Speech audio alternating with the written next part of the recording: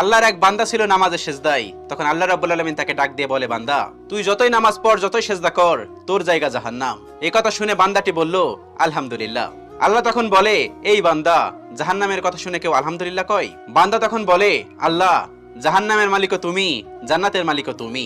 তুমি আল্লাহ খুশি হয়ে যদি আমাকে জাহান্নামও দাও, তাও আমার আপত্তি করার কোনো অধিকার নেই। আল্লাহ তখন বলেন, বান্দা, জাহান্নামে গেলে তুই পুড়ে যাবি, তোর খুব কষ্ট হবে।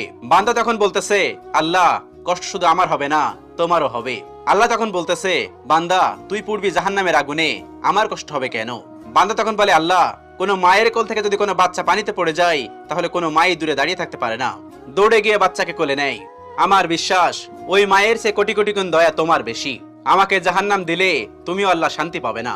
আল্লাহ তখন বলে, বান্দা, এই দলিল তুই কই পাইলি? বান্দা তখন বলে, আল্লাহ, আমাদের জাতির পিতা ইব্রাহিম আলাইহিস সালাম তোমার প্রেম মুখে নিয়ে যখন নমরুদের আগুনে পড়ে গেল, তার আগেই তুমি বলে